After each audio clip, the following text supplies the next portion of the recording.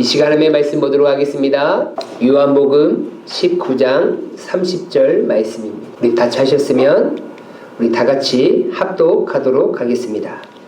예수께서 신 포도주를 받으신 후에 이르시되 다 이루었다 하시고 머리를 숙이시 영혼이 떠나 가시니라. 아멘. 오늘 말씀의 제목은 가상 7원 제6원에 대한 말씀입니다. 이제 특세가 하루 남았습니다. 남은 하루까지 끝까지 승리하시는 귀한 성도님들 되시길 주님의 이름으로 소망합니다. 제가 승리라고 얘기하는 이유는 무엇입니까? 사단은 늘 항상 우리를 유혹하고 넘어지게 하는 존재입니다. 그래서 이런 영적인 일에 또한 말씀이 있는 곳에 하나님의 영광이 있는 곳에 우리가 포기하지 않고 끝까지 참여할 수 있는 것도 사단 마귀를 싸워 이겨 승리하는 것인 줄 믿습니다. 그래서 내일까지 참 피곤하시고 많이 힘드시지만 하나님의 영광을 위하여 하나님의 뜻을 위하여 또한 십자가를 다시 한번 되새기는 그런 귀한 시간을 가지면서 꼭 승리하시길 주님의 이름으로 소망합니다. 예수님께서 십자가 위에서 7마디를 말씀하셨습니다. 그 첫 번째가 아버지여 저들을 사하여 주옵소서, 용서의 말씀입니다. 두 번째 말씀이 오늘 내가 나와 함께 낙원에 있으리라 라는 구원의 말씀입니다. 세 번째 말씀은 여자여 보소서 아들이니이다 라는 말씀을 통해서 사랑의 말씀을 선포하셨습니다. 네 번째 말씀은 나의 하나님 나의 하나님 어찌하여 나를 버리셨나이까 라는 그런 절규의 말씀입니다. 다섯 번째 말씀은 내가 목마르다, 고통의 말씀입니다. 어제 새벽의 말씀을 잠시 핵심을 말씀드리면 예수님께서 십자가에 거의 6시간 동안 이제 매달려 계셨습니다. 그 십자가에 매달려 계시면서 자신의 고통의 그 말씀을 하셨습니다. 내가 목마르다라는 말씀을 하셨습니다. 이 말씀을 하신 이유는 성경을 응하게 하기 위함이다라고 이렇게 성경은 기록되어 있습니다. 예수님께서 구약성경 시편에서 예고된 그 하나님의 말씀을 이루기 위해서 내가 목마르다라는 고백도 하셨지만 예수님께서 십자가를 지시기 전까지 수많은 고난과 고통을 당하시고 이제 그 목마름에 대한 그 엄청난 고통에 대해서 어찌 보면 호소하시고 그 고통을 우리가 느끼게 되는 것이죠. 그 예수님이 당하신 십자가 위에서 당하신 그 고통 우리가 말로 표현할 수 없을 정도로 엄청난 고통이죠. 그 목마름의 고통은 원래 내가 받아야 하는 고통이지만 예수님께서 친히 대신 받아주셨습니다. 영원히 목마르지 아니하는 생수의 강이신 그 예수님을 이제 믿는 자들에게는 더 이상 목마름의 고통을 겪지 않도록 은혜를 허락해 주셨습니다. 그 예수님의 십자가의 은혜를 경험한 사람은 이제 세상의 것에서 대한 그 목마름에 허덕이지 않습니다.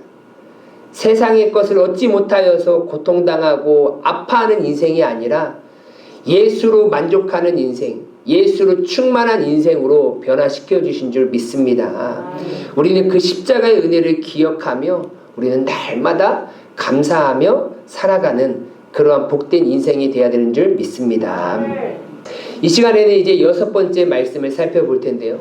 예수님께서 십자가 위에서 고통 중에서도 하신 그 말씀, 그 6번째는 무엇이냐? 예수님께서 이 땅에 오신 그 모든 사명을 다 완수하시면서 하신 고백입니다. 말 그대로 승리의 말씀입니다. 지금까지 인류가 시작되면서 수많은 외침이 있었습니다. 하지만 그들의 승리의 외침은 거의 대부분 자신을 위한 외침이었어요. 시험에 합격하면 합격했다라고 이렇게 외쳐요. 누구를 위한 것입니까? 거의 자신을 위한 거예요. 로또 1등에 당첨됐어요. 당첨됐다. 누구를 위한 겁니까? 자신을 위한 외침이었습니다. 하지만 예수님께서 십자가 위에서 외치신 이 승리의 외침은 예수님 자신만을 위한 외침이 아니었습니다. 이 승리의 외침은 모든 인류를 위한 승리의 외침이었다라는 사실입니다.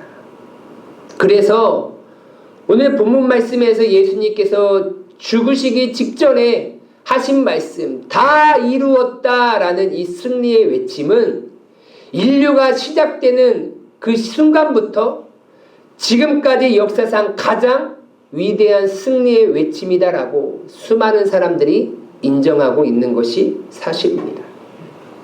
이 예수님의 승리의 외침으로 인하여서 이제 모든 고난과 모든 고통은 사라지게 되었습니다. 예수님께서 지금까지 십자가를 지시고 많은 고난과 고통을 당하셨지만 이제 모든 죄인을 구속하기 위한 고난도 이제 아픔도 지나가고 피도 다 흘리셨고 가장 무섭게 쏟아진 하나님의 진노도 이제 다 지나가게 되었습니다.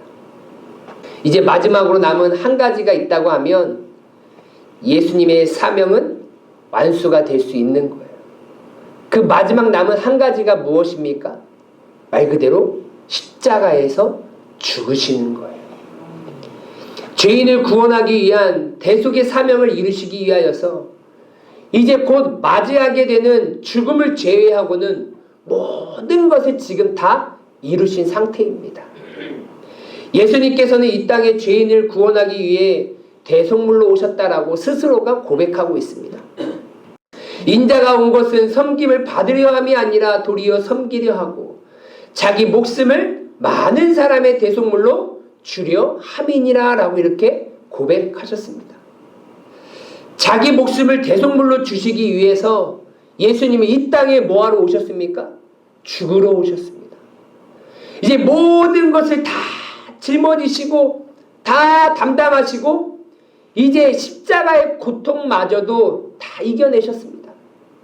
이제 마지막으로 죄인들을 구원하기 위하여서 남은 한 가지, 그 죽음만을 기다리고 계셨습니다. 그 마지막 죽음을 통하여서 죄인을 구원하시는 그 사명을 완성하시고자 준비하고 계시는 것입니다. 예수님께서는 하나님의 뜻을 온전히 다 이루셨습니다. 그 온전히 이루셨음에 대한 그 증거가 무엇입니까? 예수님이 십자가에 죽으시자 이제 성막의 휘장, 즉 휘장이 갈라지는 역사가 일어나게 됩니다. 성막의 휘장은 대표적으로 얘기하면 지성소와 성소를 가로막고 있는 어찌 보면 천입니다. 두꺼운 천이죠. 그 지성소에는 대제사장이 1년에 한 번 7월 10일 대속죄일 날 들어가서 자신의 죄와 온 이스라엘 백성의 죄를 다 고하면서 용서받는 날이 바로 대속죄일인 것이죠. 그렇게 성소와 지성소를 갈라놓는 휘장이 예수님의 십자가의 죽음으로 인하여서 갈라지게 되었다라는 것입니다. 이것은 무엇입니까? 예수님의 십자가의 죽음으로 인하여서 예수의 피로 인하여서 이제 하나님께 나아가는 그 길이 확 열렸다라는 것을 우리에게 보여주고 있는 것이죠. 히브리서 10장 19절에서 20절 말씀은 이렇게 얘기하고 있습니다. 그러므로 형제들아 우리가 예수의 피를 힘입어 성소에 들어갈 담력을 얻었나니 그 길은 우리를 위하여 휘장 가운데로 열어놓으신 새로운 살 길이요 휘장은 곧 그의 육체니라 라고 이렇게 얘기하고 있습니다.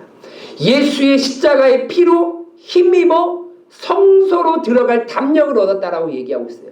여기서 말하는 성소는 성막에서 세 가지 기구가 있는 성소가 아니라 지성소를 의미하는 거예요. 그 길은 휘장 가운데로 열어놓으신 새로운 살 길이다라고 얘기하고 있어요. 그 휘장은 곧 그의 육체니라. 예수 십자가의 육체가 찢어지고 죽으심으로 인하여서 새로운 살 길을 우리에게 열어주신 줄 믿습니다.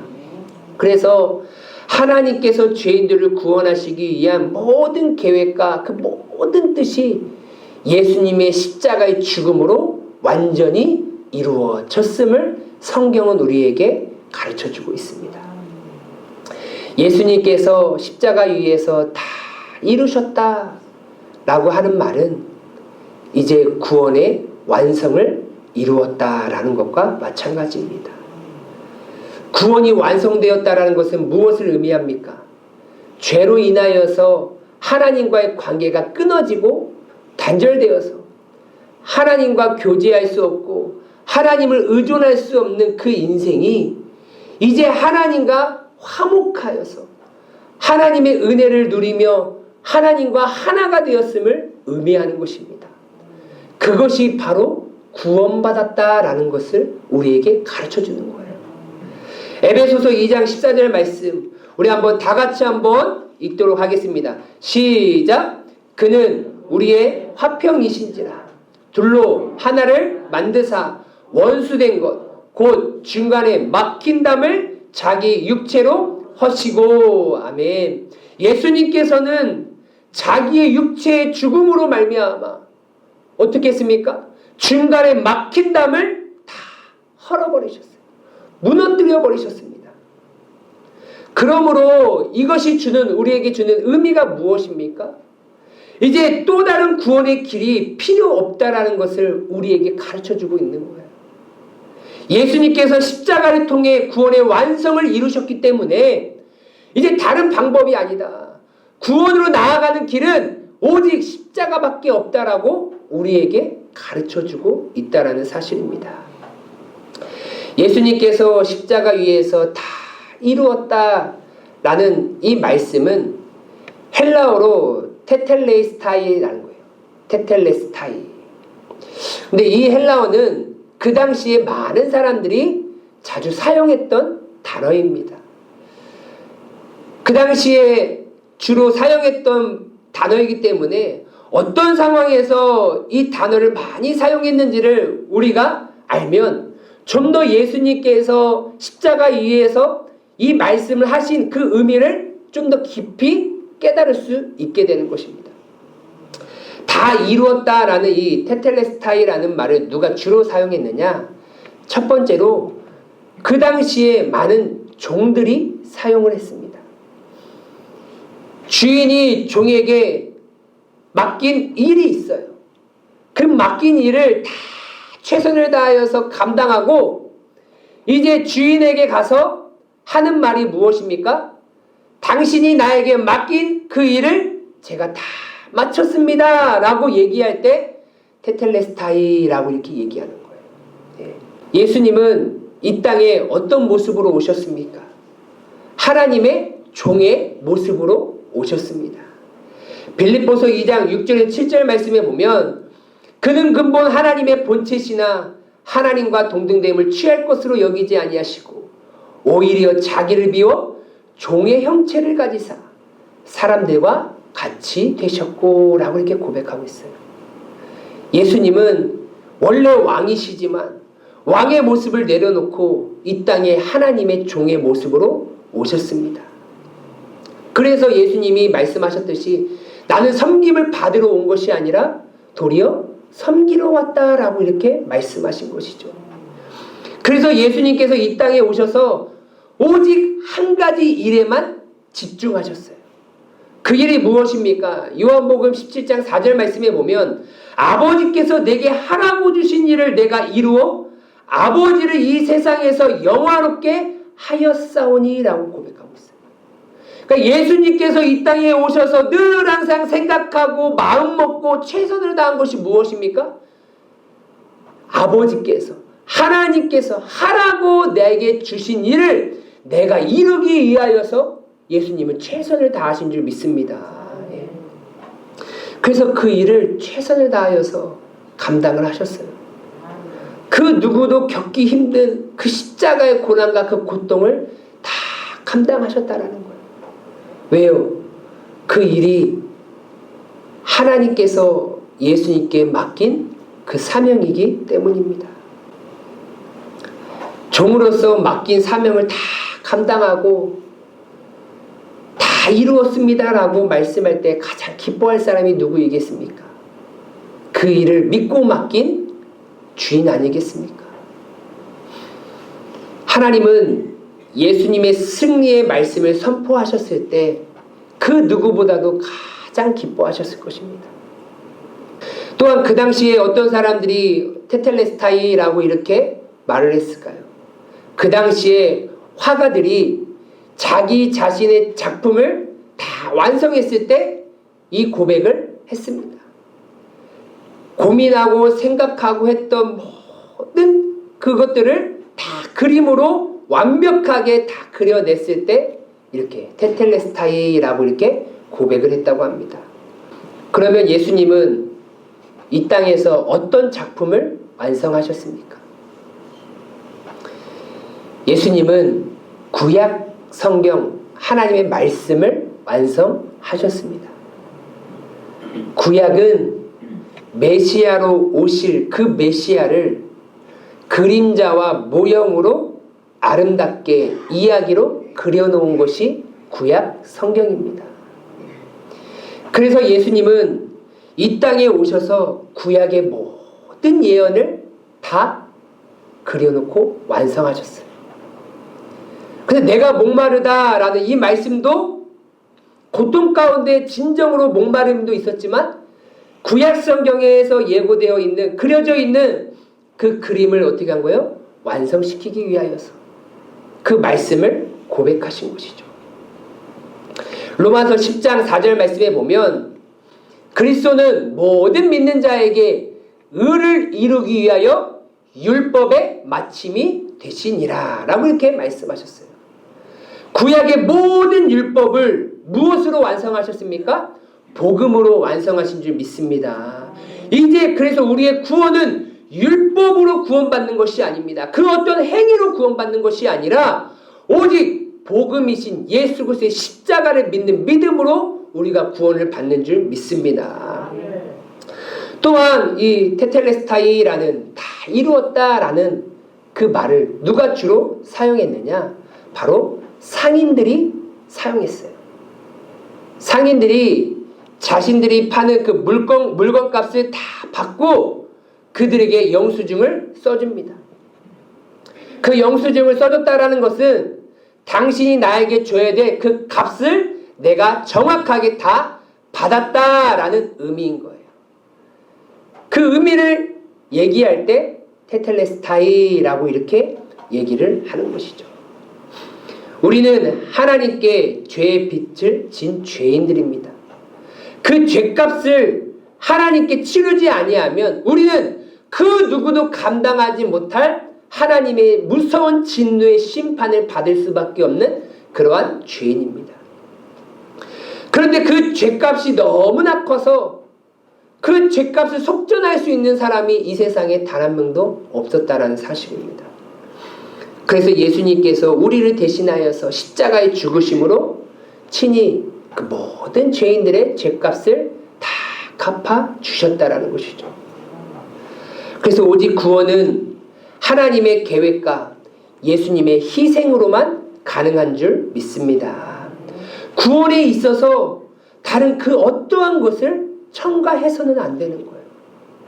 그래서 싱클레어 퍼거슨은 자신의 책 오직 그리스도 안에서라는 책에서 이러한 말을 합니다.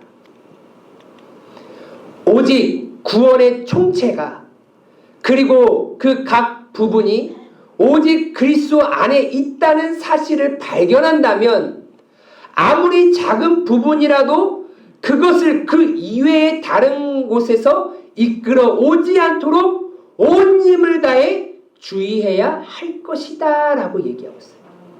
이 말은 무엇입니까? 예수님의 십자가 복음 외에는 다른 그 어떤 것으로 우리는 우리의 죄값을 치를 수 없다. 구원을 얻을 수 없다라고 하나님은 말씀하셨고 예수님은 그 십자가의 복음으로 다 이루셨어요. 그렇기 때문에 다른 그 어떠한 작은 부분이라도 그 복음에 포함되면 그것은 무엇이냐? 거짓 복음이다라는 거예요. 그러므로 우리는 십자가 외에 다른 그 어떠한 것을 포함시켜서는 안 되는 거예요. 우리를 향한 구원의 작품은 오직 하나님은 예수님의 십자가 승리의 선포로 완성하신 줄 믿습니다. 예. 그래서 다른 것을 포함시키거나 첨부시키면 안 돼요. 대형 미술 박물관에 가면 그 유명한 그 작가들의 작품이 훼손되지 못하도록 이렇게 경고의 문구가 적혀 있습니다. 뭐라고요? 미술 작품에 절대로 손대지 마세요. 손대지 말라라고 얘기해요. 왜요? 손을 대는 순간 그 작품이 망가지기 때문이라는 거예요. 이와 마찬가지로 하나님께서 죄인을 구원하시기 위한 완벽한 작품을 그려 놓으셨어요. 그 작품은 무엇입니까? 예수님의 십자가라는 작품이에요. 그 최고의 작품에 다른 것을 끌어들이는 순간 그 작품이 훼손되기 시작합니다. 그 의미가 사라지기 시작해요. 오늘날 그 십자가 외에 다른 것을 가지고 구원을 훼손시키고 있는 모습들을 많이 보게 됩니다. 나의 착함, 나의 선행, 교회 직분, 헌신, 정직함, 섬김, 구제, 선교, 이러한 행위를 덧붙여서 구원을 완성하려고 하지 않아야 된다는 거예요. 사람은 그 어떠한 행위로 구원받을 수 있는 존재가 되지 않습니다. 왜 그러느냐? 율법적으로 행위로 구원받을 수 있었다면 예수님은 십자가에 못 박히시지 않으셨다라는 거예요. 갈라디아서 2장 21절 말씀 우리 한번 다 같이 한번 읽도록 하겠습니다. 시작.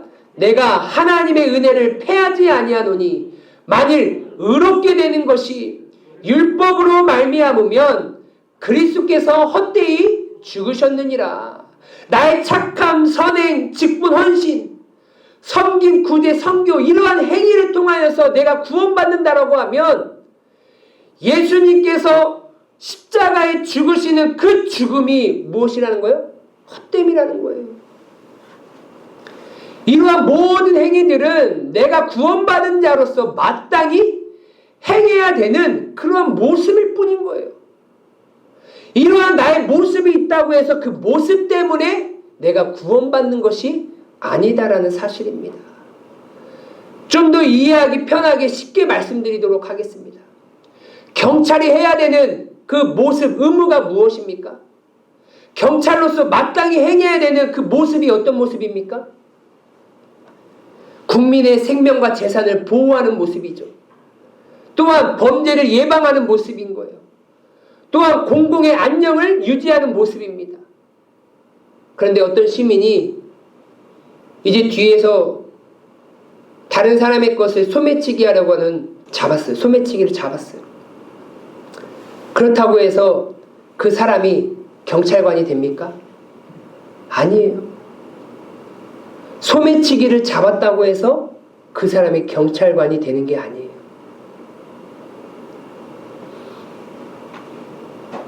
우리의 구원은 어떠한 행위로 되는 것이 아니라 오직 예수님께서 십자가로 다 이루어 놓으신 그 십자가의 은혜로만 우리가 구원을 얻게 되는 줄 믿으시길 바랍니다. 그래서 에베소서 2장 8절 말씀에 이렇게 말합니다. 너희는 그 은혜에 의하여 믿음으로 말미암아 구원을 받았으니 이것은 너희에게서 난 것이 아니요 하나님의 선물이라. 2장 9절에 보면 행위에서 난 것이 아니니 이는 누구든지 자랑치 못하게 하려 함이니라 라고 말씀하셨어요. 구원은 그 누구의 그 어떤 행위로 된 것이 아니에요. 행위로 됐다라고 하면 그것이 자랑이 되기 때문에 헌금을 많이 드려서 뭐 한 거예요? 구원받으면 헌금 많이 낸 사람이 얼마나 자랑하겠습니까? 봉사를 많이 한 사람, 헌신을 많이 한 사람을 통하여서 구원받으면 얼마나 자랑을 많이 하겠냐라는 거예요. 교회는 자랑하는 곳이 아닙니다. 자신을 드러내는 곳이 아니에요. 오직 누구를 드러내는 곳입니까? 나를 값없이 구원해 주신, 나의 죄를 그냥 하나님의 사랑으로 덮어주신 그 하나님과 예수님을 성령을 통하여서 자랑하는 것이 교회인 줄 믿습니다.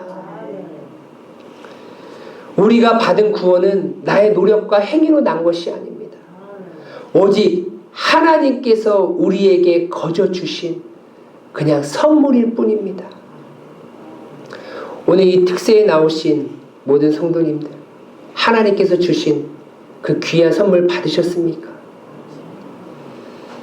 참 선물을 받으면 대부분 받은 사람들은 좋아하더라고요.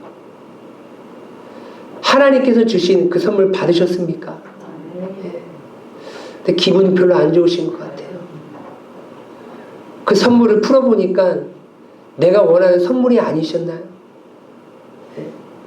하나님은 하나밖에 없는 독생자 예수 그리스도를 이 땅 가운데 보내주셔서 십자가를 치는 고통을 통하여서 우리에게 거저 주시는 그 구원이라는 그 선물을 우리에게 주셨는데 그걸 원치 않으셨나요? 차라리 선물을 풀어보면 돈 1,000만 원 현금이 있으면 더 행복할 텐데 혹시 그런 마음은 갖고 계신가요? 구원이라는 최고의 선물을 받으셨다면 가장 큰 선물을 받으신 것이고 이 세상에서 가장 큰 행복한 사람이 되신 줄 믿으시길 바랍니다. 그 선물 누가 가져가지 못하도록 꼭 간직하시길 바랍니다. 자기가 좋아하는 선물이 있으면요, 그 누구가 쓰지 못하도록, 그 누구가 가져가지 못하도록 간직하더라고요. 자기가 좋아하는 옷 있으면 그 좋은 옷 언니나 동생이 입고 가면 화내더라고요. 왜 입고 갔냐고, 왜 가져갔냐고, 내가 입을 건데. 하나님이 주신 구원의 선물 수백억을 준다고 할지라도 팔지 마세요. 지금 믿음으로 받은 그 구원의 선물, 나를 영원한 하나님의 나라로 인도하는 티켓인 줄 믿습니다. 천국행 열차에 꼭 탑승하는 복된 성도님들 되시길 소망합니다. 그거 놓치는 순간 끝나는 거예요. 하나님이 우리에게 거저 주신 그 선물, 예수님께서 십자가에서 다 이루었다라고 고백하시면서 우리에게 주신 그 구원의 선물, 내가 목숨을 다하는 그날까지 끝까지 붙드시면서 죽는 순간에도 오직 예수님밖에 없습니다 라고 고백하며 내 인생을 마무리하시는, 그러므로 천국행 열차에 타셔서 영원한 하나님의 나라에 들어가셔서 하나님의 영광에 충만한 삶을 살아가시는 우리 복된 인생 살아가시는 귀한 성도들 되시길 주님의 이름으로 소망합니다. 아멘.